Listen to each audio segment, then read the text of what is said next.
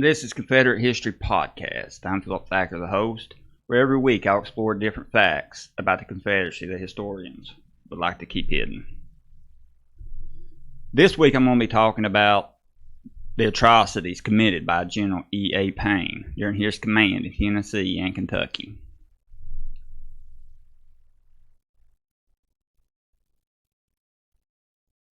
Now, I've seen a lot of pictures of people from the 19th century, but this guy, I don't know, he just looks kind of evil. I don't know if it's his hair or what, but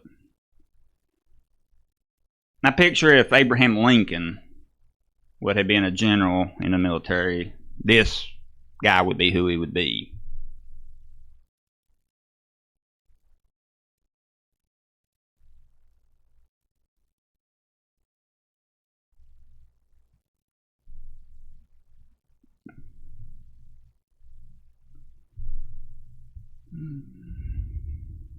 Paine was originally from Ohio. In 1848, he moved to Illinois, where he practiced law. One of his closest friends was another Illinois lawyer named Abraham Lincoln. A letter exists from Lincoln to Paine requesting legal services to Dr. Anson Henry. It's kept at the Library of Congress. And the letter...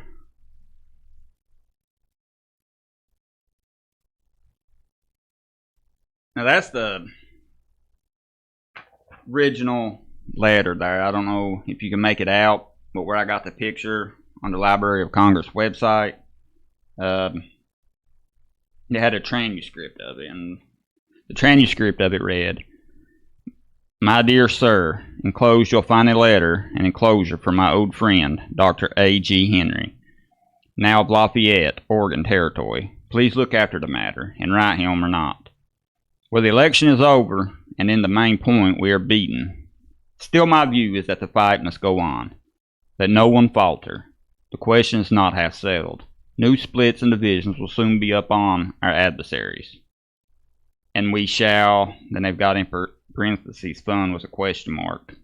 Again.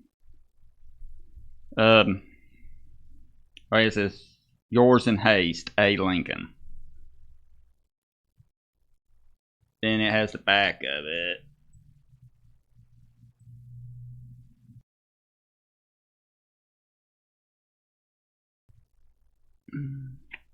I messed that up a little bit, but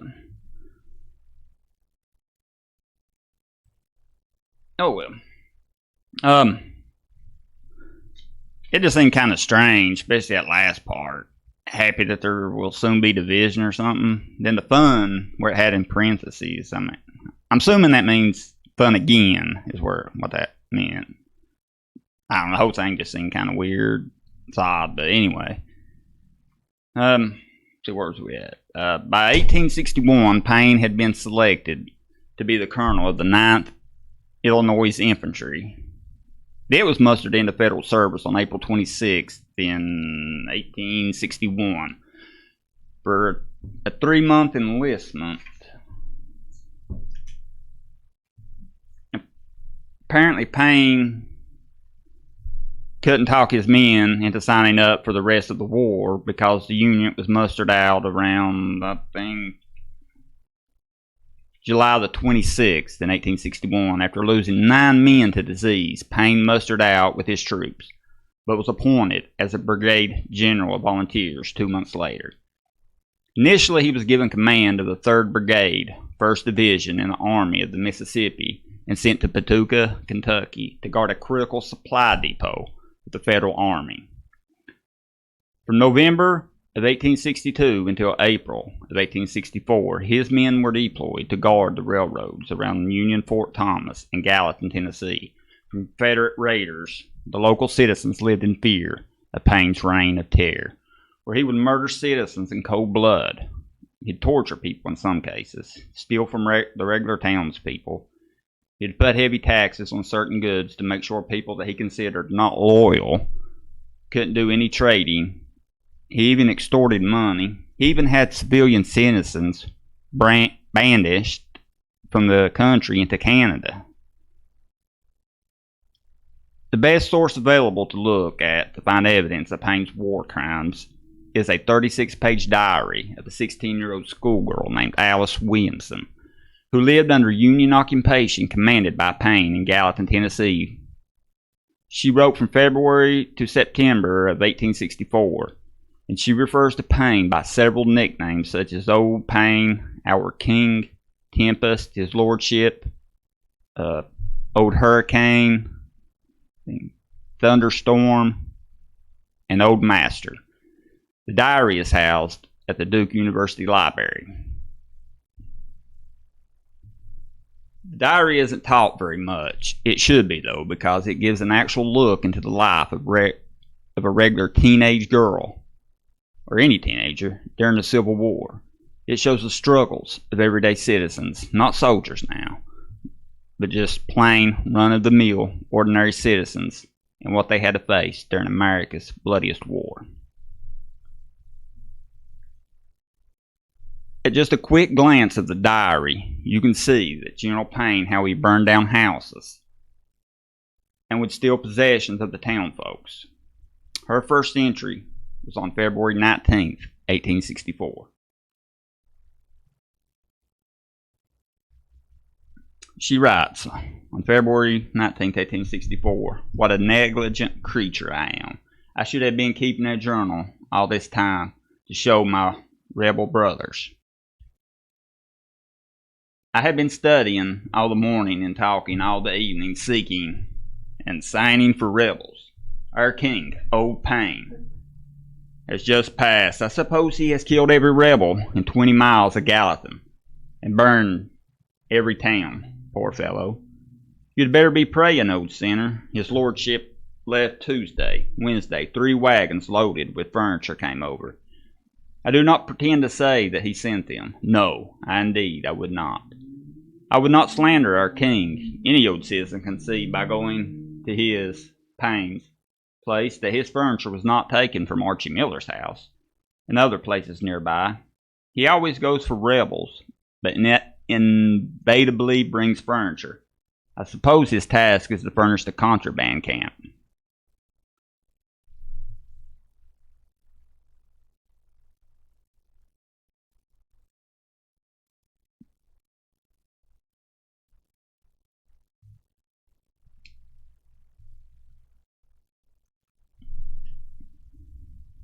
Okay, then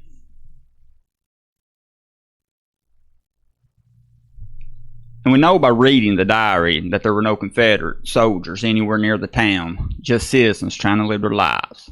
Because on March 11th, she wrote, well, I didn't have it planned out as I thought I would. I should have put hotkeys on here.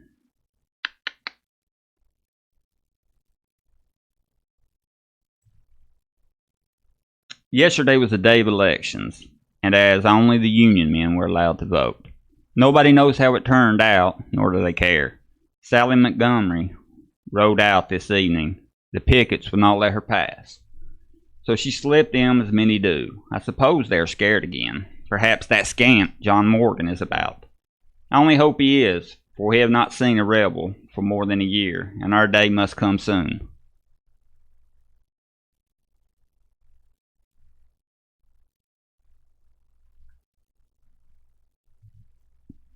Now, the John Morgan that she refers to is John Hunt Morgan. He's from Kentucky.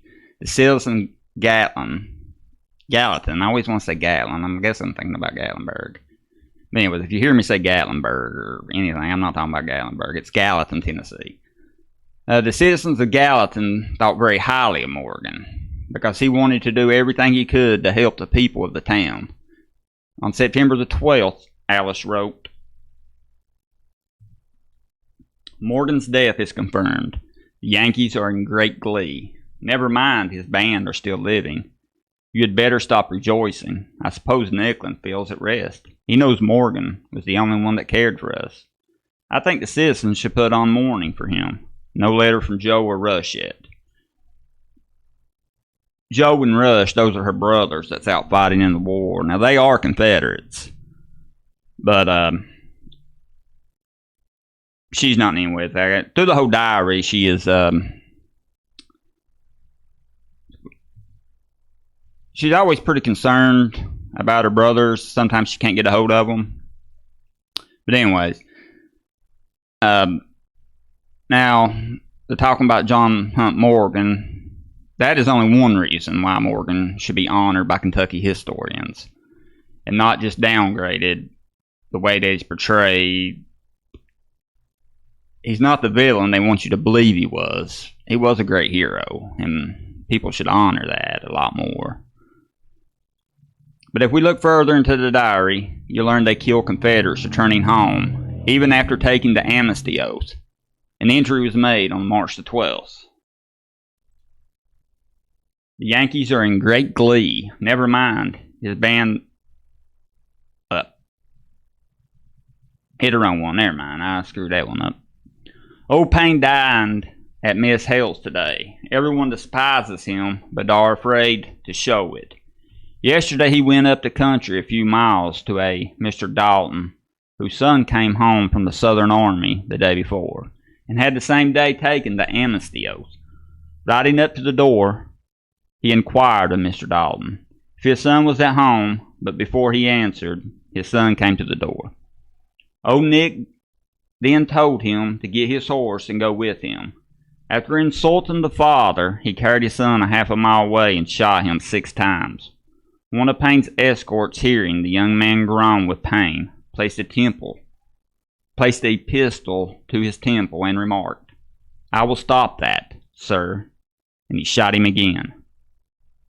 But this is nothing new. This is the 5th man that has been shot in this way, besides numbers that have been carried off by scouts, and they have never returned.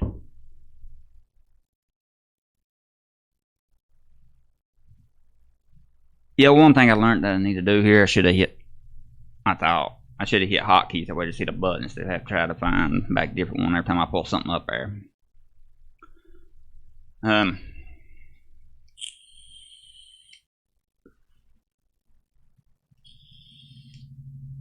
Now she tells about too that them killing off livestock and demanding that the citizens cook for them, because she writes on the June the 10th,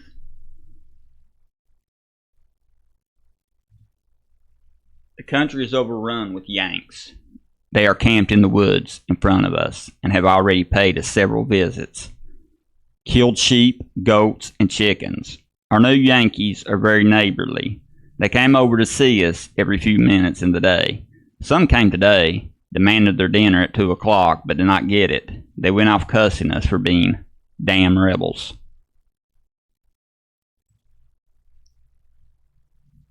And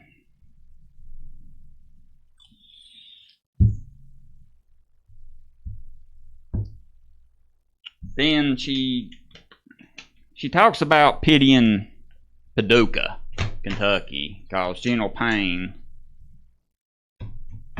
has already left to go there. Then on August the 15th,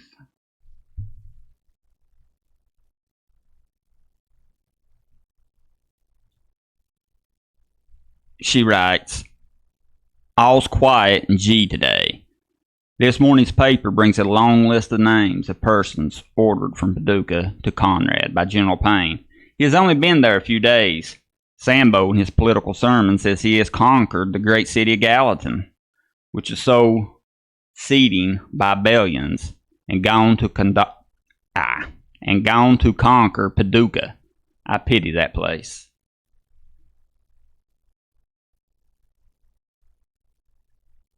Now she's pitying it because she knows the horrors that they're about to face, and because he was a very brutal man, and in history you don't really hear much about him or any of that. Now these are only a few entries out of a diary that's 36 pages long. When I'm done with this live, I'll either post the entire diary in the comment section or make a whole new post about it. Or you can look it up, you can Google it, and search for Alice Williamson to the Library of Congress, and he'll pull up and you can see the actual pages, photos of the actual pages, and try to read those, or you can click on the transcripts. And now the pictures I pulled up, obviously, before anybody says anything, that is not from the actual diary. That's pictures from the transcripts, because I figure if I put that up, the original one up there, and people might not try to read it or can read it, so I just put the picture of the transcripts. But you can find a copy of the original online. And I once read in a book where it said General Paine, just for fun, like chasing the fox with a fresh horse. Now that phrase refers to letting prisoners out of jail and giving them a broken down horse and telling them to run. Then they would go and chase them down with fresh horses, then kill them for escaping.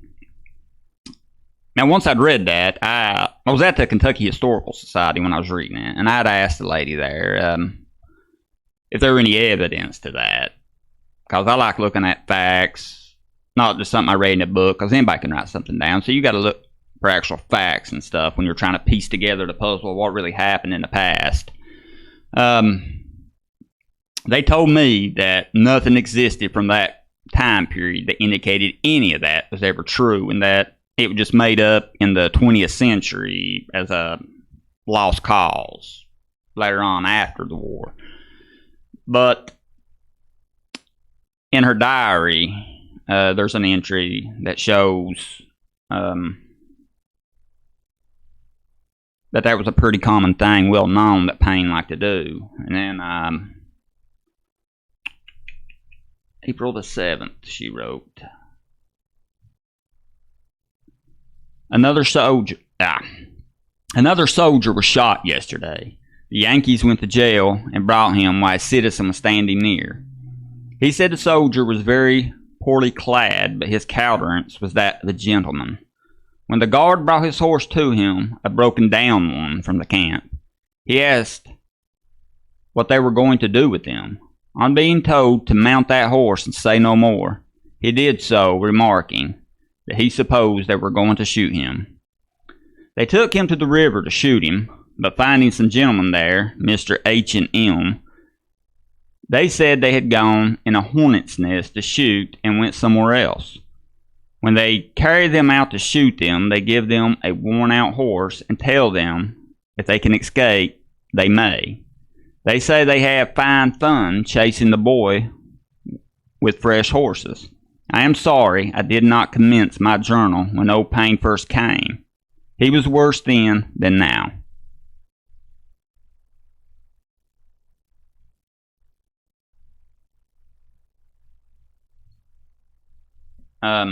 So that proves that the Historical Society kind of lied about that, because there was evidence of it of that time. It wasn't something made up later on. Now, there's no reason whatsoever to doubt the things that she says in the diary. I mean, she had no idea of this so-called woke culture that would take place well over 150 years later. So it's pretty unlikely a 16-year-old to feel the need to lie in her writings at that time to try to fool people way into the future, just for whatever reason. It's just very unlikely. Now, there is a story. Well, I'll get to that one in a minute.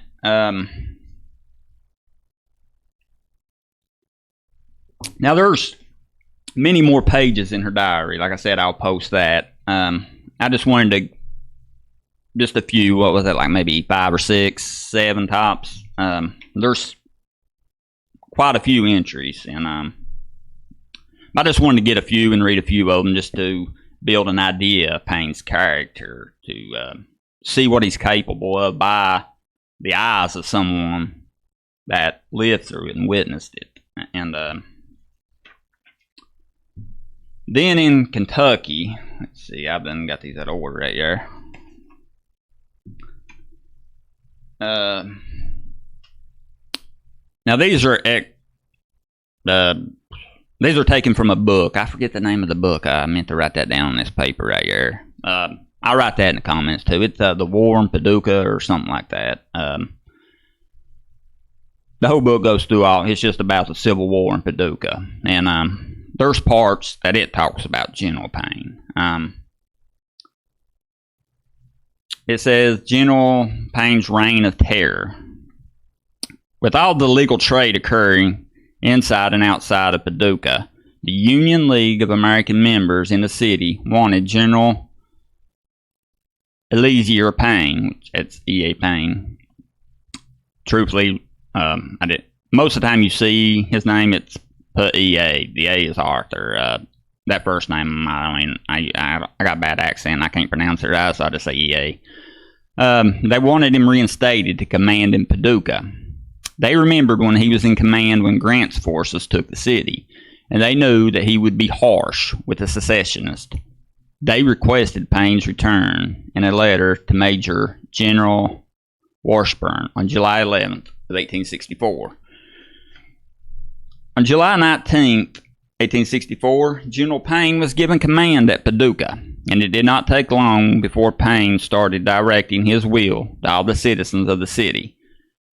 Paine made it known that only loyal people would be allowed to trade, and to carry out this trade policy, he levied a tax of $10 on every hogshead of tobacco or bale of cotton, with a tax assessment of 25% add on all cotton that had been owned by suspected disloyal citizens. On August the 1st, Paine instituted a tax of $100,000 on the residents in his military district from both suspected and known Confederate sympathizers. Besides this tax, Paine required heavy sums for all permits, and all bank checks would not be processed and paid unless approved by Paine or one of his agents. 50 cents for checks and 10 cents for all letters, newspapers, and packages. And it goes on about more what he's doing and charging them. Here's what I want to get into. On August the 8th, General Paine banished citizens of Paducah to Canada. Among them, Miss Robert Woolfolk, along with her family, as well as other leading merchants and property owners of the city. After they were arrested, their goods were seized and guards were placed over them.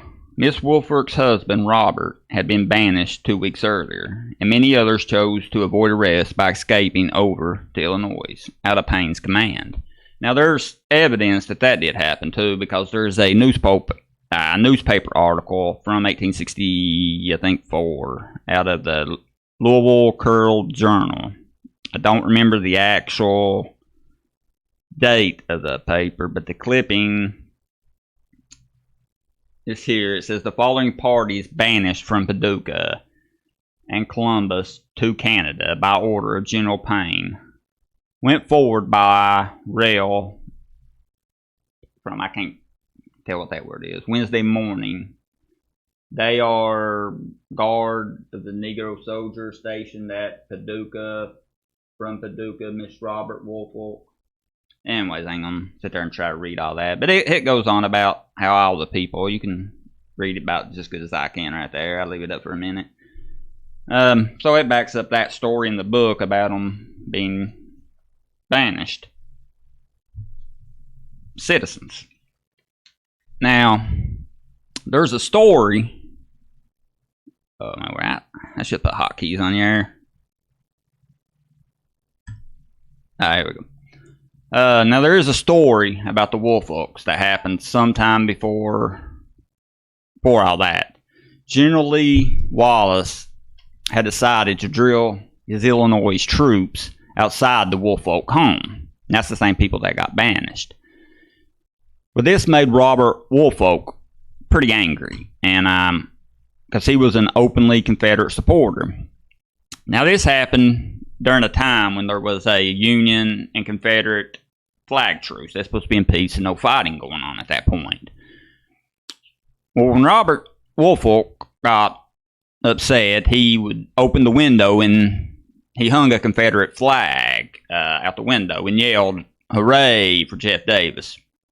Well, that caused the troops outside drilling to get really upset and angry, and it ended up being like one big mess. There were fist fights, and Wolforks would do stuff like that often, just, I guess, taunting or whatever, because they was upset that all this whole thing was going on, and they supported the Confederates. They knew some people was fighting Confederates. No, they was not. They was just citizens voicing the First Right Amendment of freedom of speech. So now, this is just my opinion. Now, there ain't no fact to back up what I'm about to say. It's just my opinion. After seeing evidence on Paine's character and all the other stuff, I'm going to say when Paine was asked to come and keep everyone in line, he knew they were probably the troublemakers and decided to just get rid of them. That seemed like a good way to do it, because he was probably coming in. Now, again, that's just my theory. I ain't going to say that's fact. That's just me looking at a lot of evidence and reading a lot of stuff. I mean, put two to two together and coming up with my own theory. And it makes a lot of sense that would happen. Now, there is another story about a boy. I think it was yeah,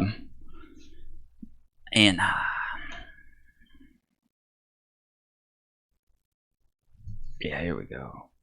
This is that one. Okay. It's about a boy named Henry Hicks. He was from Mayfield, Kentucky. He's just a teenage schoolboy. Henry Bascom Hicks, I think that's how you pronounce it. He's from Mayfield. Well, Union soldiers arrested him, and they charged him with being a spy on August the 21st in 1864. Well, they marched him to the Union headquarters at Grays County Courthouse. When they arrived, it was around noontime that day. And now they're acting on General EA Paine's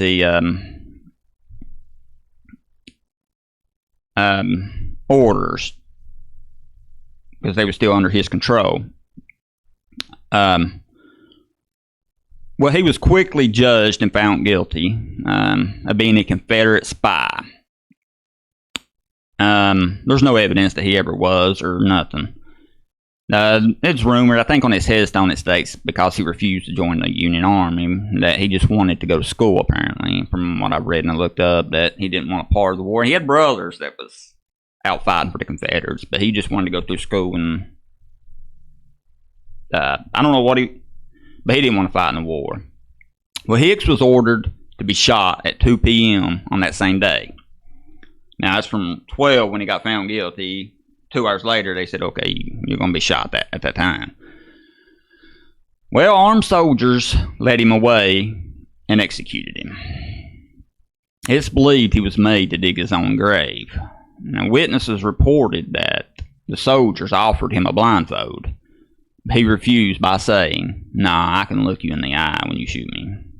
Well, he didn't say by shooting me. It's apparently the actual quote is, "I can look you in the eye." Then there is two story. I can't remember. I think it's this one. Now I don't know if you can read that,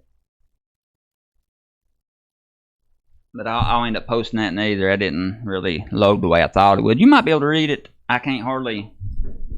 But it's in there that about how one of the lieutenants that was under Paine's command would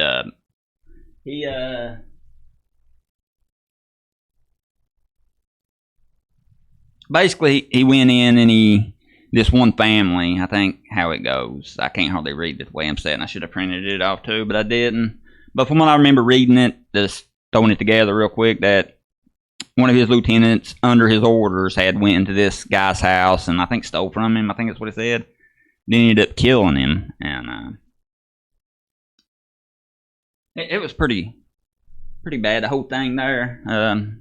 I thought I was going to be able to read it, but I can't read it, and I didn't print that one off.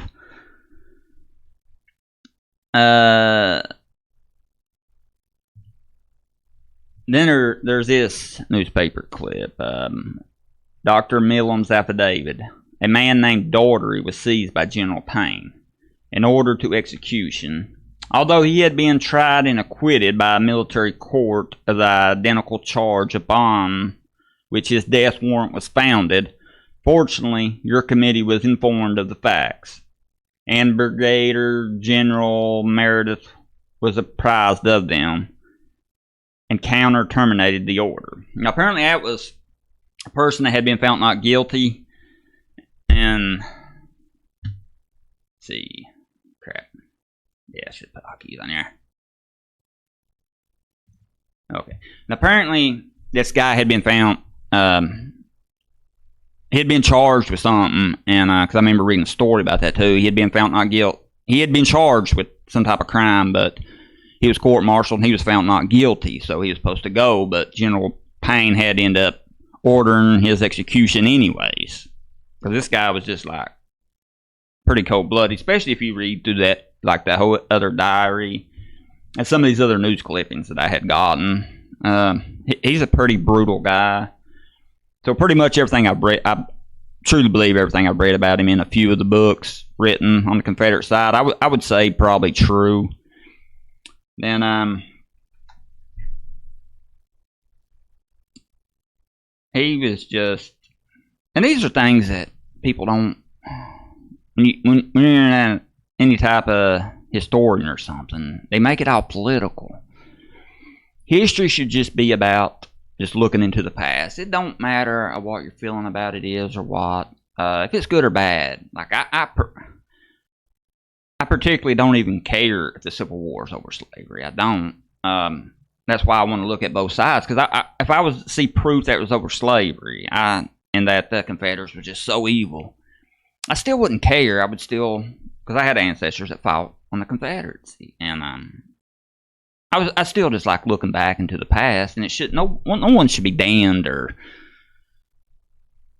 canceled or told that they can't, and then we need to quit politicizing history. And I wish historians would do that and just let people look at the facts in general and take a trip into the past, see into the past by just seeing all the evidence instead of just trying to make it all one-sided.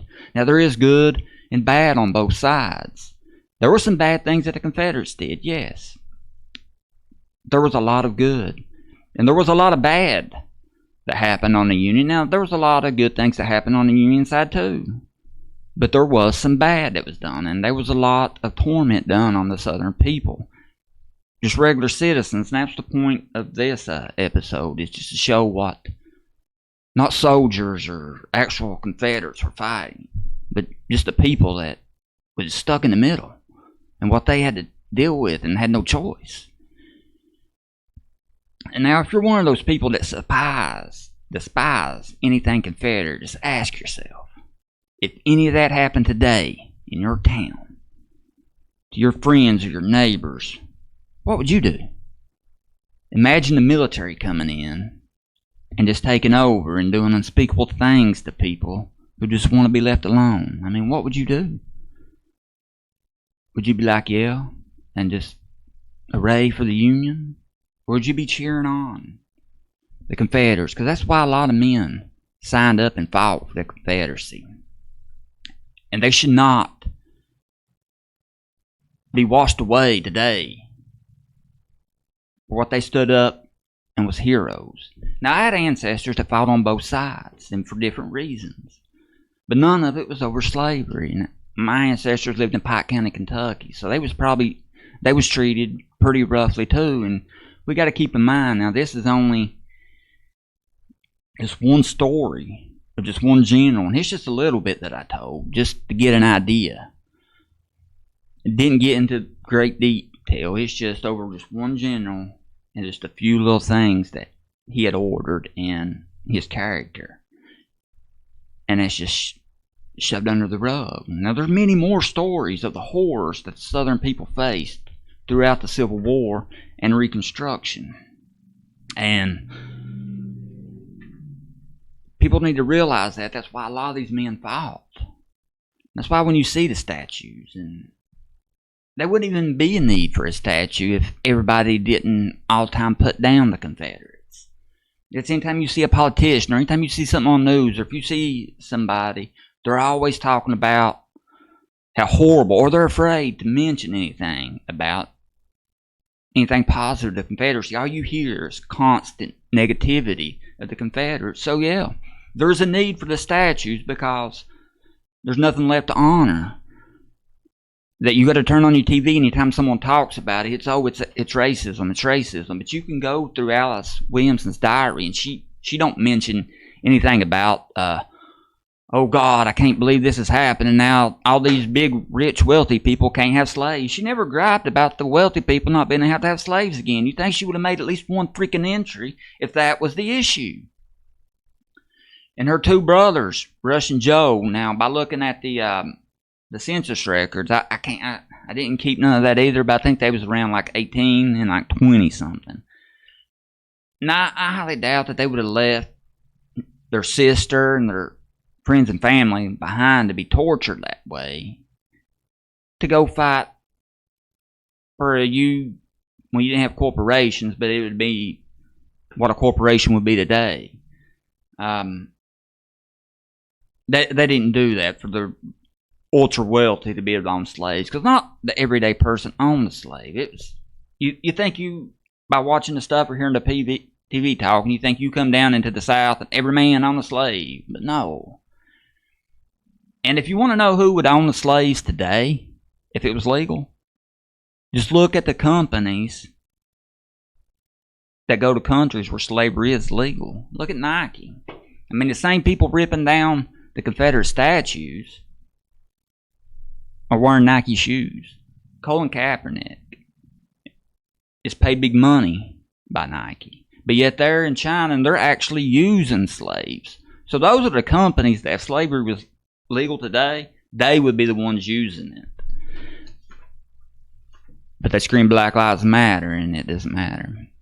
But anyways, I didn't mean to really get anything political on that part. I just wanted to talk about history and I got a little carried away there for a second. And but it's the truth.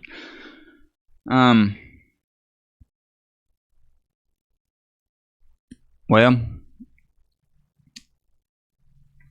I think it went pretty well. I mean, in my head, I envisioned this whole thing going right here completely smooth as butter, but I don't think it ended up the worst case scenario. It probably could have been better, and it may have been better to record and edit it instead of just throwing on live and going with it. But I really ain't got the time to try to edit, then I'd get aggravated trying to get it perfect by going to that point. So I just I'll do it live, and that's what I did, and I hope it wasn't too bad. And